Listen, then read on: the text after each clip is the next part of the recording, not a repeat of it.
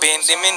Kasi kami dito, patakbo ni Koy, parang nakikinig siya sa aming lahat eh. Oo. Diba? Sa totoo lang, ganun ang leadership ni Koy. Parang, oo, para siyang general, Lahat disiplinado ng kayo. opinion nagmamatter. Pero makikinig siya. Kung bullshit yung opinion mo, sasabihin na niya agad.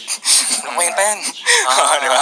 totoo. Pero kung maayos yan, papakinggan niya yan. Kasi unang-una, hindi naman din magsasama ng bobo sa team si Koy. So, kung meron kayong hindi pinapakinggan sa team nyo, bakit pa siya nandun?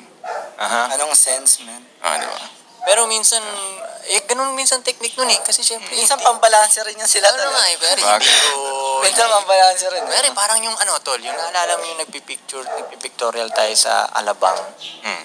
Kasi kayo, syempre, kayo nasa photography, di ba? Biglang may nakikita kayo na hindi dapat, wag dyan, may mapuno dyan, wag dyan, gaganon kayo. Hindi ko alam yun eh.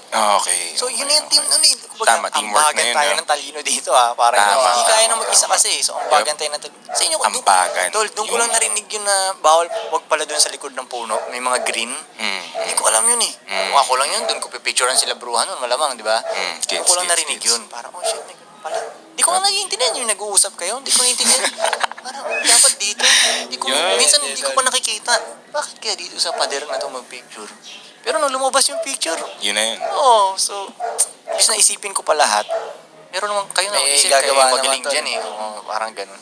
So, lahat kami dito, teacher at Estudyante.